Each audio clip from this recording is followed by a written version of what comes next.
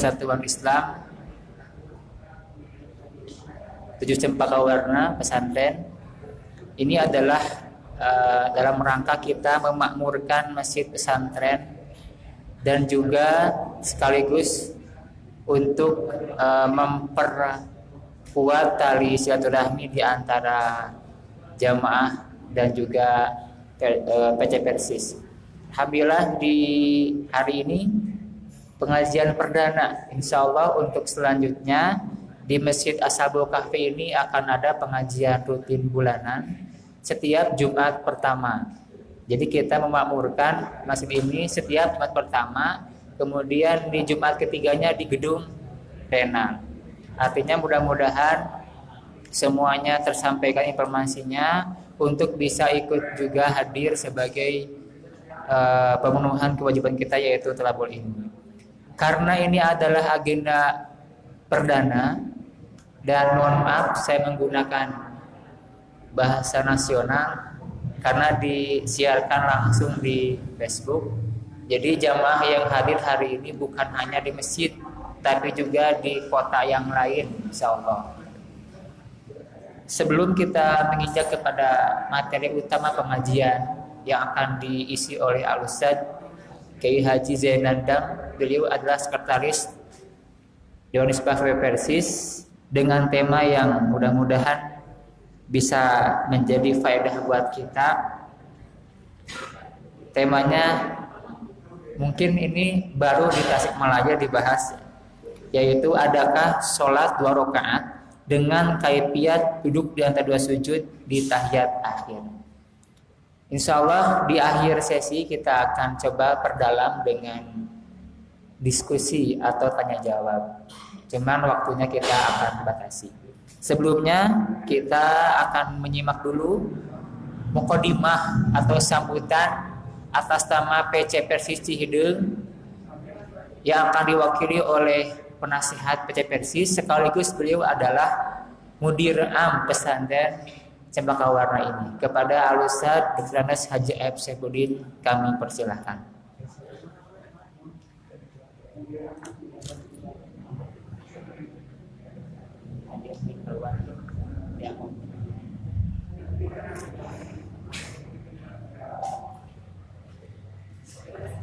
Alhamdulillah alladzi arsala rasulahu bil huda wa dinil haq liyudhhirahu 'ala dini kullihi wa kafa billahi syahida.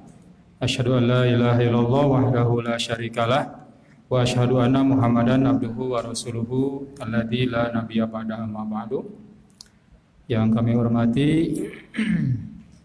mubalik yang sudah hadir, Al-Ustadz Kiai Haji Zainandang dari Bandung. Yang kami hormati unsur pimpinan cabang, di sini ada ketua PC dan para staf, juga ikhwan sekalian yang sama-sama hadir pada kesempatan sore kali ini. Alhamdulillah kita panjatkan puji dan syukur kehadirat Allah Subhanahu wa taala, berkat kudros serta irodah darinya. Sore ini kita bisa berkumpul bersilaturahmi dalam rangka menghadiri acara pengajian yang dilaksanakan oleh Pesantren Persatuan Islam 7 Cempaka Warna yang bekerja sama dengan pimpinan cabang Persis Cihideung Kota Tasikmalaya. Tentu kami dari pesantren merasa berbahagia menyambut kegiatan yang disupport oleh unsur jamiah, baik oleh PC Persis Cihideung Kota Tasikmalaya maupun otonom, juga lembaga yang ada di dalamnya, termasuk Pusat Zakat Umat KLP Cihideung, Kantor Layanan Pembantu Cihideung. Semoga kegiatan yang bisa terselenggara ini bisa berlanjut dan dawam dan bisa memakmurkan masjid pesantren. Dulu di sini pernah diadakan pengajian tapi sempat kosong. Nah, mudah-mudahan dari hari ini sesuai dengan yang tadi disampaikan oleh Al-Ustadz Yusuf selaku sekretaris pesantren, sekretaris staf dari pesantren, mudah-mudahan setiap bulan pertama di hari Jumat, dan insya Allah untuk Jumat ketiga pengajiannya tetap dilaksanakan di Renal, tapi akan ada dulu pembinaan terhadap para asatid yang insya Allah akan disampaikan oleh Dr. Haji Dedeng Rosidin. Tidak banyak yang disampaikan, hanya itu. Mudah-mudahan nanti kita bisa menyimak dengan sebaik-baiknya apa yang akan disampaikan oleh Al-Ustadz, dan beliau adalah aset jamiah yang luar biasa, sekretaris Dewan Hizbah. Mudah-mudahan Ustadz selalu diberikan kesehatan dan kekuatan oleh Allah Subhanahu wa taala untuk banyak menyampaikan ilmu kepada umat, karena memang umat sangat membutuhkan. Demikian, terima kasih atas segala perhatian dari ikhwati iman rahimakumullah. Aku qouli hadza astaghfirullah li wa lakum. Assalamualaikum warahmatullahi wabarakatuh.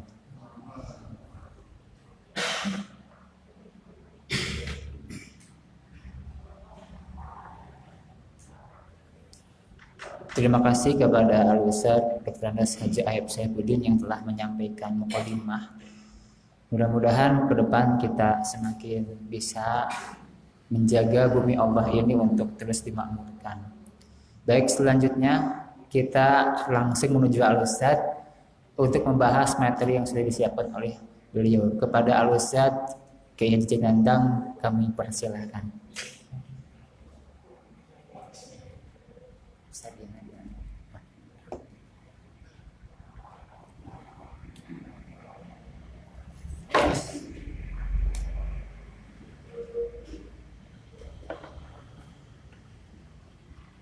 Innal hamdalillah nahmaduhu wa nasta'inuhu wa nastaghfiruh wa na'udzu billahi min shururi anfusina wa min sayyiati a'malina may yahdihillahu fala mudhillalah wa may yudlilhu fala hadiyalah.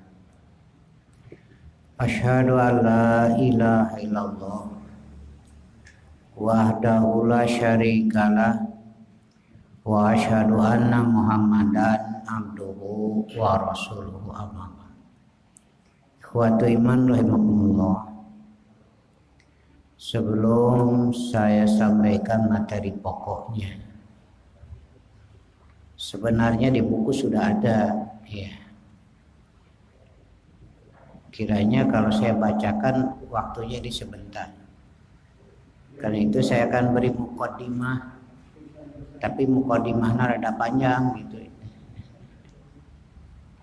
Dalam surat Ar-Rum firman Allah, fitratallah allati fataran nasa 'alaiha. Fitrah Allah dari kata fatara. Fatara menciptakan. Khalaqa juga menciptakan. Bada'a juga menciptakan. Tentu tidak akan beda kalimat kecuali punya makna tersendiri. Kalau ja'ala menciptakan secara umum, kalau khalaqa menciptakan tanpa contoh sebelumnya. Kalau bada'a menciptakan dari sisi keindahannya. Badi'us samawati wal ardh. Allah menciptakan langit dan bumi dengan indahnya gitu. Jadi ahli bid'ah tisha Allah itu yang suka menciptakan dengan indah. Tulis diturutan ke jelema jadi goreng. Nah gitu. Kedua ada patoro. Patoro itu menciptakan dari sisi aturan. Begitu kokoh. Fataras samawati wal ardh. Allah telah menciptakan langit dan bumi dengan begitu kokohnya, aturan yang kokoh, sehingga bisa berlangsung dengan begitu lama. Kemudian berkembang menjadi kata fitrah, yang sering kita artikan suci bersih. Boleh sajalah. Tetapi jika kita lihat di kamus bahasa, fitrah itu ialah keadaan yang disiapkan untuk menerima, melaksanakan pekerjaan yang sudah disiapkan. Jadi fitrah itu adalah keadaan yang disiapkan untuk menerima tugas-tugas yang sudah disiapkan. Itu fitrah itu. Contohnya manusia diciptakan oleh Allah sudah disiapkan untuk melaksanakan tugas yang telah ditetapkan, contohnya sholat, gitu aja. Jadi manusia diciptakan dalam keadaan fitrah siap untuk melaksanakan pekerjaan ini. Sholat pamannya. Karena dalam sholat ada raful yadain, di dalam sholat ada ruku, di dalam sholat ada duduk, di dalam sholat ada tahiyat. Ada tahiyat awal, tahiyat akhir. Ini tidak bisa dilakukan oleh makhluk lain. Tidak bisa dilakukan oleh binatang.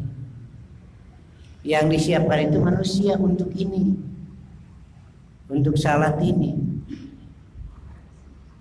Gajah itu besar tapi tidak akan bisa melaksanakan salat, ruku, jungkir juga, munding, sujud, nggak bisa, Pak. Apalagi harus duduk tahiyat awal, tahiyat akhir dengan gerakan yang berbeda. Siapa yang disiapkan untuk pekerjaan ini? Manusia. Itulah fitrah itu. Jadi ketika manusia melaksanakan salat seperti yang diperintahkan oleh Allah, maka manusia telah sesuai dengan fitrahnya. Ketika manusia tidak melaksanakan salat, maka manusia sudah keluar dari fitrah kemanusiaannya. Begitu, Pak. Itu kan Bapak mungkin sering melihat ada monyet di pinggir jalan yang ruku, sujud, ada ya? Bukan mantu. Jadi ini dua-duanya melanggar, Pak. Monyet itu kalau melakukan ruku dan sujud sudah melanggar fitrah kamanyetan, begitu. Dan manusia tidak ruku sujud, manusia melanggar fitrah kemanusiaan. Itu Pak, dua-duanya sarwana itu. Nah, gitu. Jadi sudah disiapkan oleh Allah. Aqimus sholata itu sudah disiapkan. Kesiapan kemampuan ini. Kemudian juga saya sering menyampaikan, ketika turun perintah Allah aqimus sholata, Nabi sendiri belum melakukan. Dirikanlah salat. Kenapa? Karena belum ada petunjuk pelaksanaannya. Nabi tidak berani mendahului. Nabi tidak mau melakukan sesuatu yang ia tidak tahu. Lalu bagaimana prakteknya? Nabi masih menunggu. Lalu Allah mengutus malaikat untuk memperagakan yang disebut salat itu. Lalu datanglah malaikat kepada Rasulullah. Kata malaikat kepada Rasulullah, "Ya Muhammad, kum." Muhammad berdiri. Lalu Jibril memperagakan salat itu. Barulah Nabi tahu, oh ini salat itu. Baru Nabi melakukan. Para sahabat belum melakukan karena belum tahu. Lalu Nabi memperagakan salat itu. Barulah sahabat tahu ini yang disebut salat. Jadi aqimus sholata itu masih bersifat mujmal, bersifat global. Apa mujmal itu? Mayab taqiru ilal bayan. Perkara yang masih perlu kepada bayan, penjelasan. Sedangkan bayan itu bisa dengan lisan, bayan bil lisan, bayan dengan tulisan disebut bayan bil kitabah, bayan dengan pekerjaan disebut bayan bil fi'li, bayan dengan isyarat disebut bayan bil isyarah. Jadi ketika Nabi menjelaskan maksud ayat Quran, Nabi menjelaskan melalui 4 cara ini. Jadi ada bayan bil qaul dengan ucapan, ada bayan bil fi'li dengan kerjaan, peragaan, ada bayan bil kitabah dengan tulisan, ada bayan bil isyarah dengan isyarat. Contoh, ketika Nabi menjelaskan jumlah hari dalam 1 bulan, Nabi menjelaskannya dengan isyarat. Jumlah hari dalam 1 bulan, kata Nabi, hakadha, hakadha, hakadha 3 kali. Berapa jumlahnya? 30. Kemudian yang kedua kali Nabi beri syarat lagi. Jumlah hari dalam bulan Hijriah itu hakadha, hakadha. Nah yang ketiga kali ini dilipat 1, hakadha. Jadi berapa jumlahnya?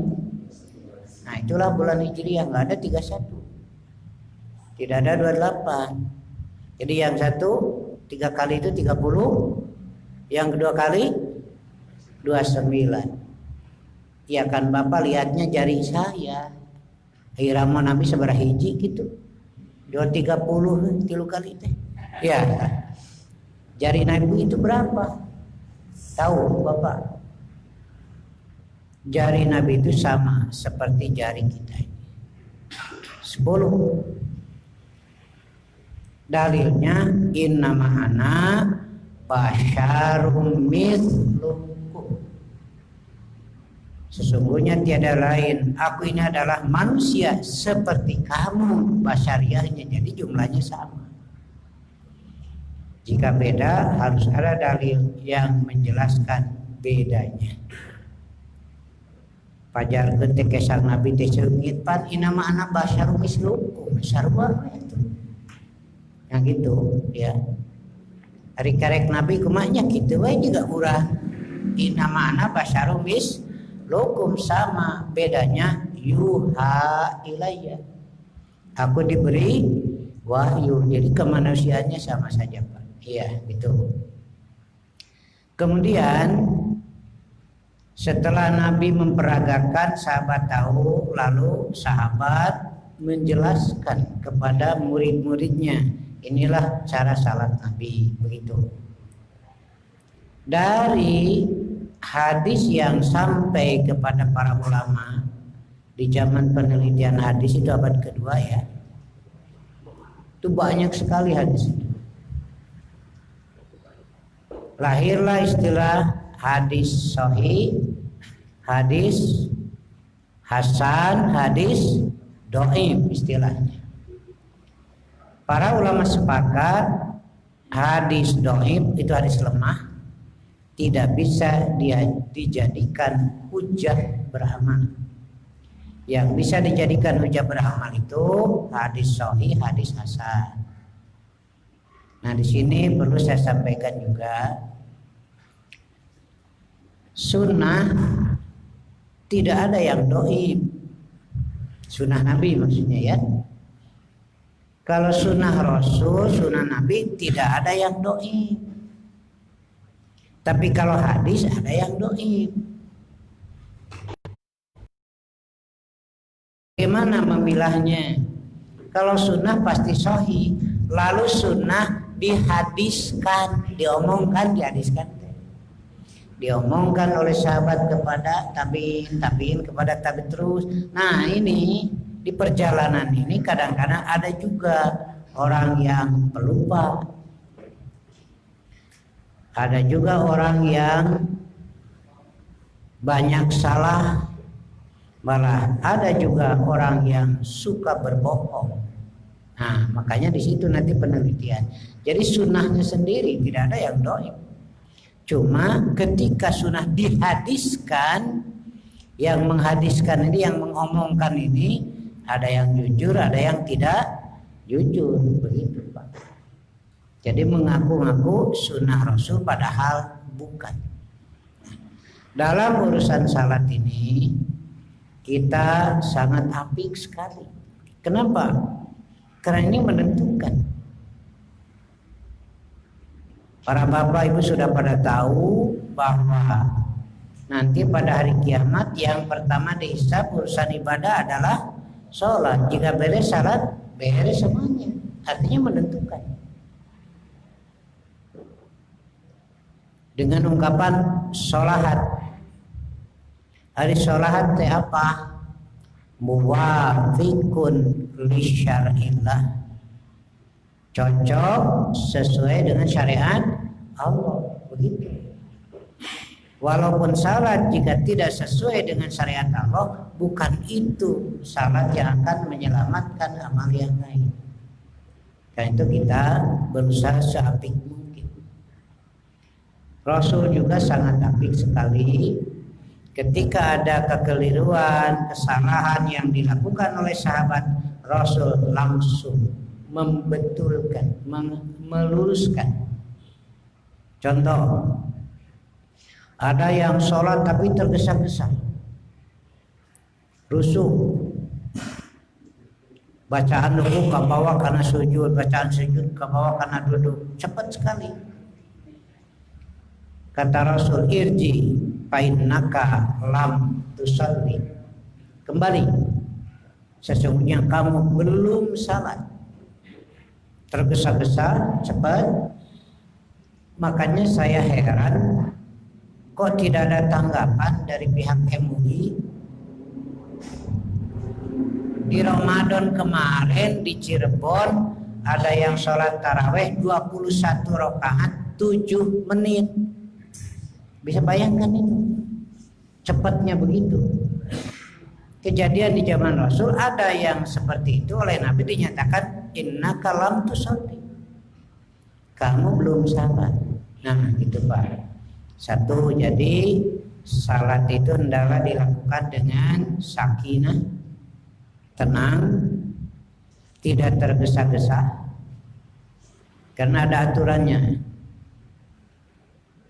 Saya juga sambil bebenahlah bersama. Ketika salat berjamaah, mau salat berjamaah, langsung terdengar ada yang qomat. Selesai qomat, imam belum siap. Akhirnya saling dorong. Sering kan? Mangga kapayun gitu kan. Jonglokeun saurang ka hareup. Jadi we imam jongklok. Begitu. Malah lucunya yang masih wudu juga berteriak antosan karena takut ketinggalan, takut masbuk. Mau salat berjamaah, mau naik angkot. Nah, ini kan mesti kita benahi lah. Jadi tolong untuk tertibnya, jika belum ada imam yang akan mengimami, belum siap, jangan dulu qomat. Supaya nundita sok qomat. Ini siapa yang nyuruh itu? Dia harus tanggung jawab, jangan kaharu. Nah, kalau di zaman Rasul periksa dulu saf ini. Yang belum luruskan dulu. Setelah siap, baru Rasul yang nyuruh qomat. Nah, gitu. Baru qomat, lalu salat. Ini tertibnya. Tapi andaikan calon imam belum di depan, ada yang qomat, lalu salat berjamaah, itu sah. Dari sisi hukumnya sah, cuma tidak tertib, itu aja. Nah, itu catatannya. Ya. Kedua, juga untuk para imam sebaiknya memperhatikan kondisi makmum. Jadi imam jangan baca surat yang panjang. Imam yang bijaksana, pemimpin yang bijaksana memperhatikan kondisi makmumnya. Makmum itu aya nu geus kolot. Makmum itu ada yang punya keperluan. Makmum itu aya nu hareeng gitu. malah aya nu nyeri beuteung. Hari imam ada keluh macan panjang. Nah, itu kurang baik. Jadi imam yang bijak yang memperhatikan kondisi makmum. Jadi tong sasoranganeun gitu. Hari jadi pamimpin teh ulah ngeunah sorangan tingali makmum atuh. Ayo sejahtera, stabil ekonomi. Tingali makmum atuh teu dipasisian imah dengdeng. Dahar hese gering hese diubar hayo we sejahtera. Eta mah imam sasoranganeun. Pilih deui tong. Keun bae da geus 2 kali cenah. Jadi kalau menjadi imam baca saja surat yang pendek. Bapak Ibu setuju? Pasti itu kan. Baca saja yang pendek kata Nabi. Tong macan panjang hari imaman itu anu pendek. Nu mana nu pendek teh al-fajru, asyamsu, al-balad, al-musi. Itu yang pendek-pendek aja itu. Nah, jika nanti setuju. Ya di orang mah disebut pendek di kulhu ayo. Dari sisi hukum sah, tetapi ya silakanlah dicampurlah ya. Karena ada sahabat Nabi yang dipercaya memimpin pasukan, memimpin salat. Anehnya orang ini tidak pernah meninggalkan qul huwallahu ahad. Pokoknya tiap sholat qul dibaca. Gitu. Seperti kita lah gitu. Cuma bedanya kalau dia walaupun 2 surat begitu. Dalam 1 rakaat baca surat Al-Fajr tambah qul. Baca surat Al-Ghasyiyah tambah qul. Hari urang qul hungkul. Tapi sah secara hukum. Ketika dilaporkan kepada Nabi bahwa orang itu setiap salat tidak meninggalkan qul, Nabi tidak menyalahkan. Itu masalah. Dalam 1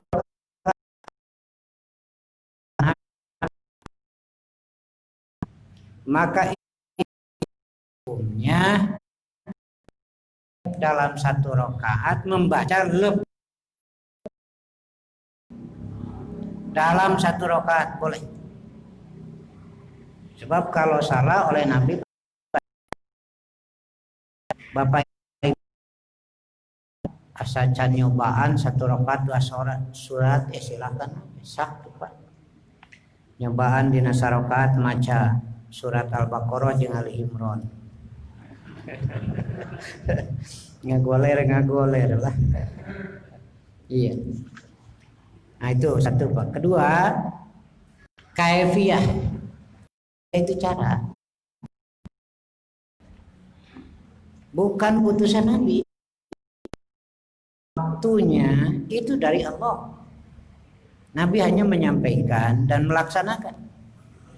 Seperti dalam surat An-Nisa, inna sholata kanat alal mu'minina kitaban mauquta. Sesungguhnya salat itu adalah bagi kaum mukminin satu ketetapan yang ditentukan waktunya. Dengan demikian yang menentukan waktu salat juga Allah. Nabi hanya melaksanakan. Nabi tidak berani mengubah. Kadang-kadang kan kita terasa asa asa kagok lah gitu, keur barang gawe sedang beraktivitas datang dukur. Sedang ngasih usaha datang asa. Padahal kan 17 rakaat sehari semalam. Sakalikeun we subuh atuh ngarah jongjon gitu.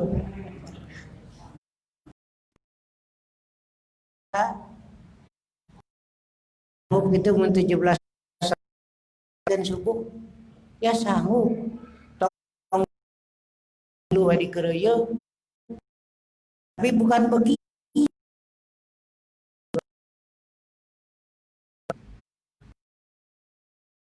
Rasul hanya menyampaikan waktunya, caranya, sampai jumlahnya pun begitu. Karena itu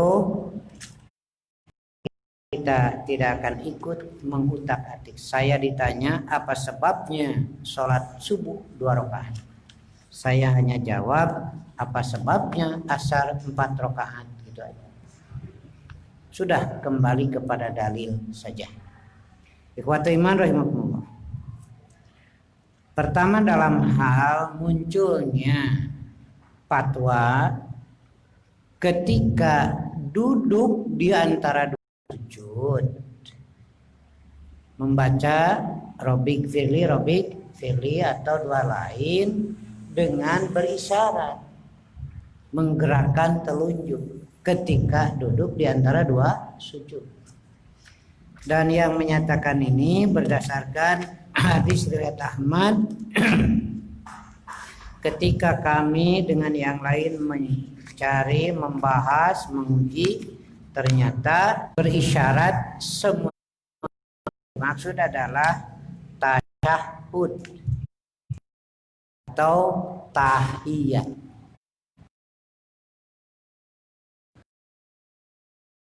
Jauh lagi dan mau menerangkan sudah dimuat di buku kedua ini, ya. Jadi itu lebih leluhur di sini.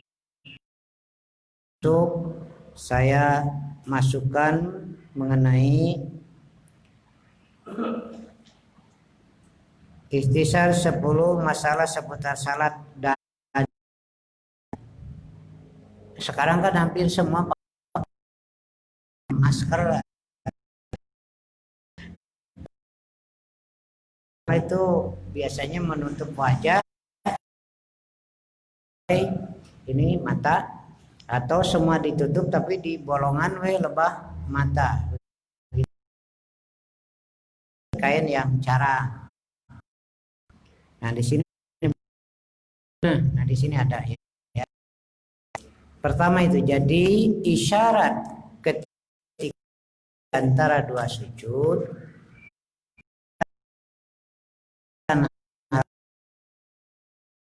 tidak bisa dipakai hujah. Adapun hadis-hadis yang sahih menjelaskan ketika duduk berisyarat yang dimaksud adalah tahiyat, tasyahud, at-tahiyatulillah. Kemudian yang kedua, muncul juga fatwa ketika duduk tahiyat. Ini sudah beres yang satu ya. Tidak ada isyarat ketika duduk sujud baca Robik Firli itu. Ketika tahiyat, sedangkan tahiyat ada dua itu. Ada iftiros, tawarruk, supaya delir mah tahiyat awal, tahiyat arah gampil mah kan, karena itu yang umumnya di kita. Ketika 2 rakaat beliau duduk, dan duduknya itu duduk iftiros, yaitu tahiyat awal. Kaki kiri diduduki, kaki kanan telapak kakinya ditegakkan, dan jari kakinya dihadapkan ke kiblat. Begitu. Ketika duduk tahiyat akhir, tawarruk, kaki kiri dikedepankan, duduk di tempat duduk, telapak kaki kanan berdiri tegak, dan jari kaki dihadapkan ke kiblat. Begitu. Kemudian muncul fatwa bahwa jika duduk pada 2 rakaat, duduknya duduk iftiros, duduk tahiyat awal, begitulah ya. Ketika duduk di rakaat kedua itu duduknya duduk tahiyat awal. Karena itu tidak sedikit orang yang sholat subuh tahiyat duduk tahiyatnya tahiyat seperti tahiyat awal iftiros. Karena dalilnya begitu. Di 2 rakaat beliau apabila duduk duduknya seperti itu. 1, 2. Juga ketika sholat sunat, ada sholat sunat 2 rakaat seperti qobla duhur, ketika tahiyatnya tahiyat awal duduknya seperti itu. Dan jika dalam salat wajib ada yang rakaat kedua, kalau maghrib ada rakaat ketiga, jadi sama saja mereka itu. Pokoknya di 2 rakaat jika duduk tahiyat maka duduknya seperti itu. Termasuk sholat subuh. Nah, gitu. Jadi begini Pak, ketika saya dialog lah, jangan disebut diskusi, luhur teuing lah dialog. Hadis-hadisnya ada. Apabila duduk di 2 rakaat, idza jalasa fi rakaatain, ia duduk iftiros. Apabila duduk di 2 rakaat. Kemudian kiranya ada hadis yang tidak dibacakan oleh dia itu Pak, yaitu hadis riwayat Bukhari. Di sana dengan jelas mengatakan apabila Rasulullah duduk di rakaat akhir. Nah ini di rakaat akhir. Apabila beliau duduk di rakaat akhir, maka beliau duduknya tawadhu. Bahasanya duduk tahiyat akhir itu. Apabila beliau duduk di rakaat akhir, maka beliau duduknya duduk tahiyat akhir, fi rakaatil akhirah.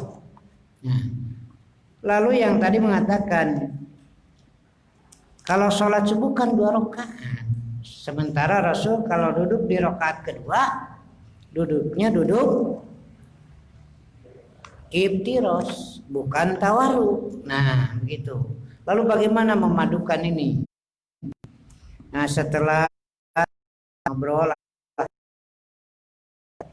pertanyaan saya, kalau sholat subuh hari rakaat kedua rakaat akhir bukan? Rakaat akhir ya? Rakaat kedua rakaat akhir. Nah, itu Pak. Ini memulai ini membedakannya. Kalau sholat maghrib rakaat kedua ada rakaat ketiga. Kalau sholat isya rakaat kedua ada rakaat ketiga keempat. Kalau sholat subuh rakaat yang kedua mana rakaat ketiganya? Ya, gitu Pak. Jadi sholat subuh itu rakaat yang kedua itu disebut rakaat akhir. Sedangkan di rakaat akhir Rasul duduknya duduk tahiyat. Nah, gitu aja Pak. Jadi bukan masalah 2 rakaatnya. Tetapi apabila duduk di rakaat akhir, sedangkan sholat subuh rakaat kedua itu adalah rakaat yang akhir. Tapi beliau kekehwe rakaat kedua, saya bilang rakaat terakhir.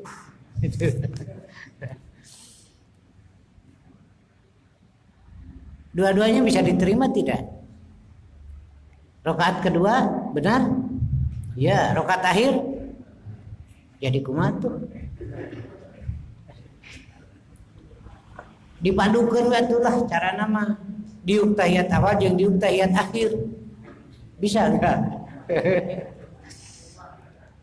Atau baca sampai asyhadu alla ilaha illallah duduk tahiyat awal takaituna duduk tahiyat akhir, bisa tidak? Nah, gitu. Begini Pak. Rakaat subuh 2, rakaat ke-1, rakaat kedua, dan rakaat kedua itu disebut rakaat akhir berdasarkan hadis. Bisa dilihat dalam Al-Bukhari. Seperti keterangan di sini, idza rafa rasau minar ruku'i minar rakaatil akhirati min sholatil fajri. Nah, tegas kan? Jelas? Idza rafa rasahu, apabila Nabi mengangkat kepalanya dari ruku minar rakaatil akhirah, di rakaat akhir min sholatil fajri. Jadi rakaat kedua itu disebut rakaat akhir. Jadi saya sampaikan, ya saya terima memang 2 rakaat, rakaat kedua, dan rakaat kedua di sholat subuh disebut rakaat akhir. Ini dalilnya Al-Bukhari. Itu. Nah, baru ya penyerita deui Pak. Sok yang rek ngalawan dalil bae gitu. Ngalawan kana teu naon. Ya, ini keterangan bisa dilihat di Sahih Bukhari. Bab kunut nanti ada. Jadi di situ diterangkan ketika Nabi mengangkat kepalanya dari ruku yang terakhir dari sholat fajri, dari rakaat akhir dari sholat fajri. Dengan demikian rakaat kedua di dalam sholat subuh disebut rakaat akhir. Sedangkan tahiyat di rakaat akhir duduknya duduk tahiyat akhir. Paham? Udah beres ya? Nah, dalil-dalilnya di sini ada. Kalau mau lebih lengkap lagi, karena kalau saya bacakan semuanya panjang itu Pak. Kaduana, ya ini kan karya Dewan Isbah Pak. Ini adalah buku-buku Persis Pak. Dewan Isbahnya mensidangkan, kemudian menyusun, lalu diserahkan ke PP Persis dan dikasih pengantar, ditandatangani oleh ketua umum. Jadi buku Persis gitu Pak ya. Nah, bagi yang belum tahu silakanlah. Bagi yang sudah punya saya tidak memaksa.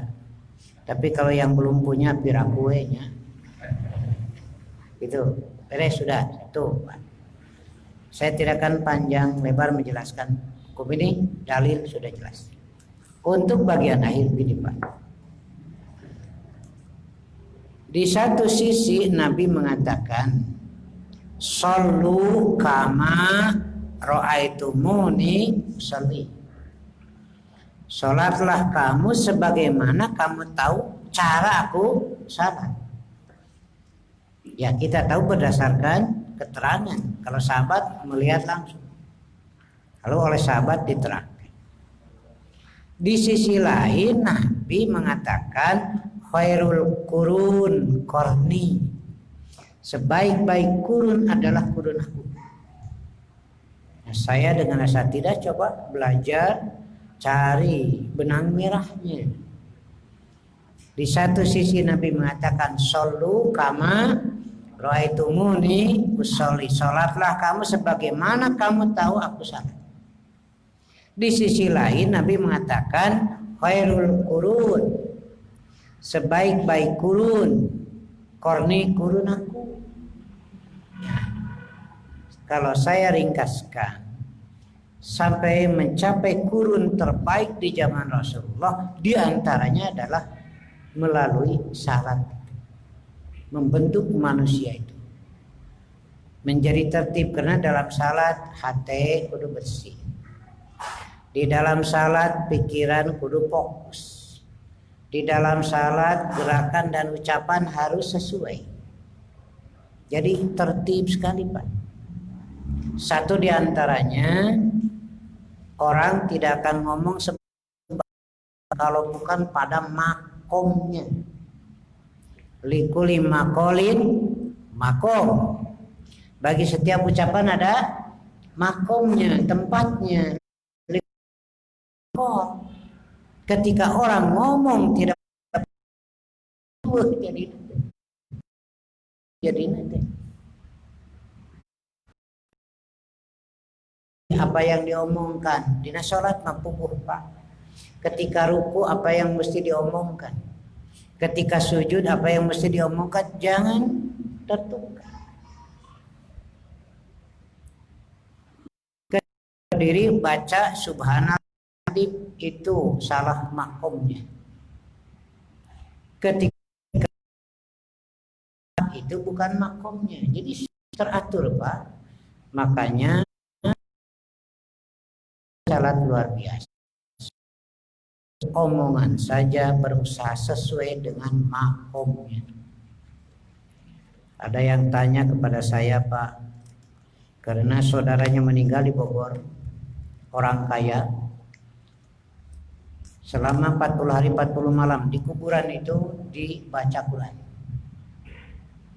Dibayar Pak, disip lagi, pasang lampu. Begitu. Lalu bertanya kepada saya, bagaimana Ustaz hukum membaca Quran di kuburan? Itu saya jawab berbeda dengan Nabi. Rasaan tina jawab tidak ulah kasar cenah geuning nya sok atulah berbeda dengan Nabi itu.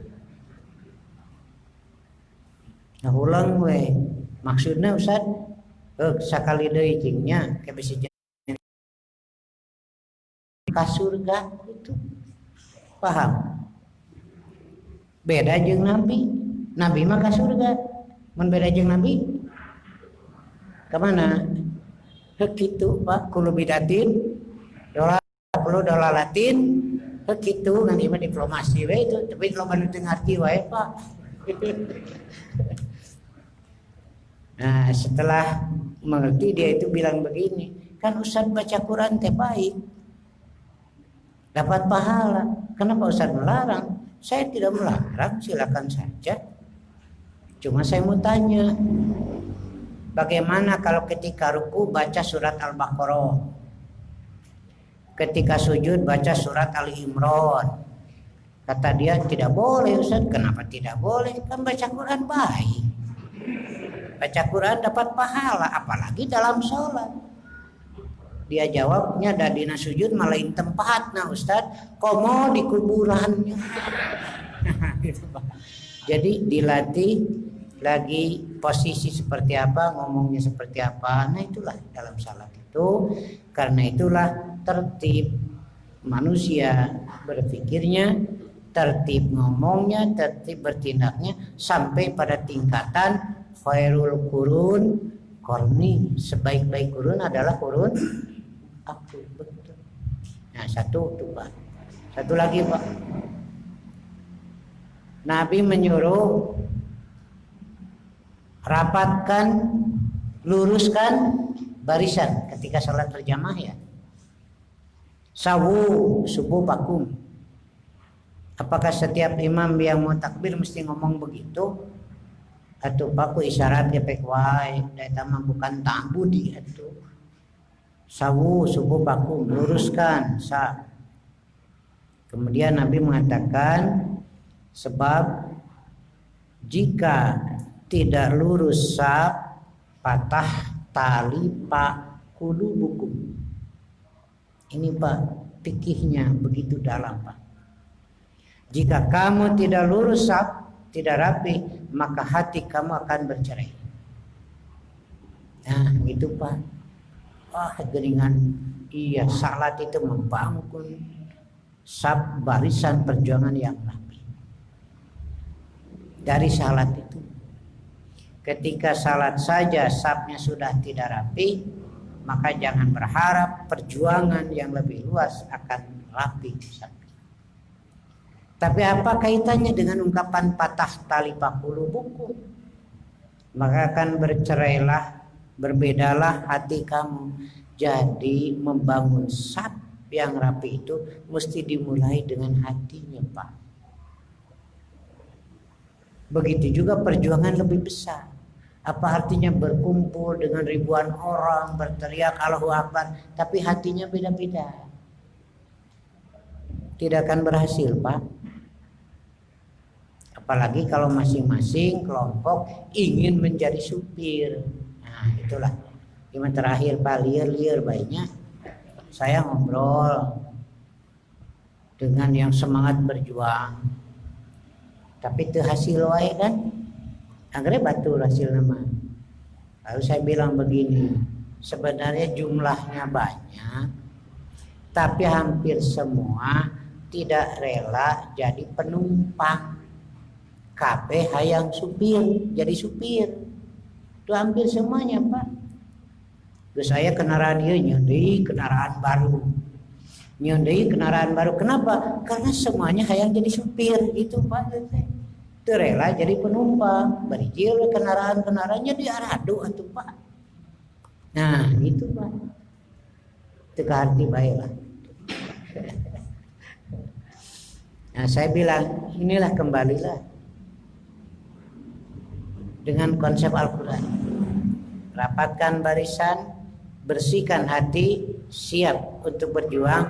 Janganlah ditumpangi dengan hawa nafsu ingin menjadi supir. Saya jadi nawelah Pak tuh. Nah gitu hari jadi supir gentu nama. Nah, itu satu. Kedua, saya bilang Anda ini kualitasnya kok masih sama. Kenapa? Pada ngemut mangga, emut di bumi mangga ya.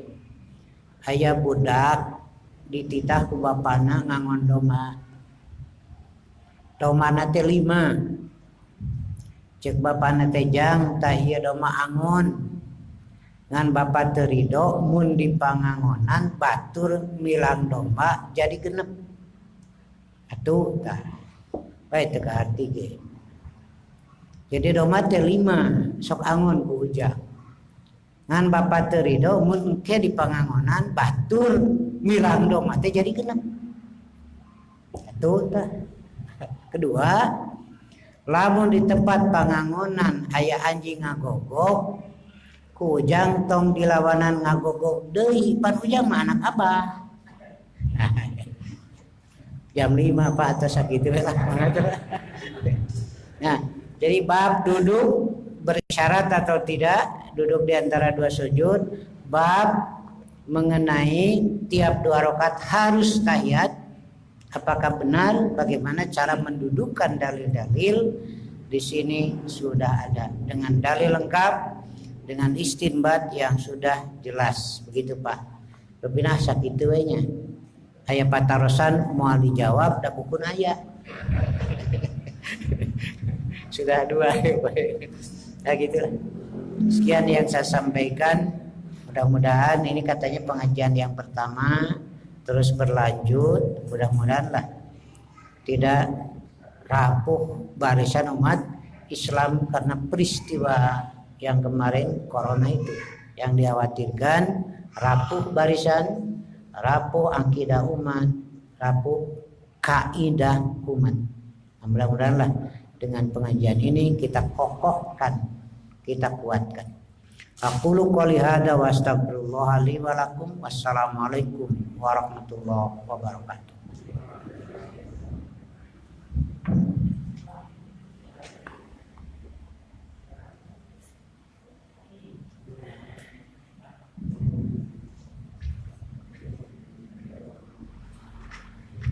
Terima kasih kepada Al-Ustadz yang telah menyampaikan materinya yang sangat lengkap, mundel bahasa Sundanya.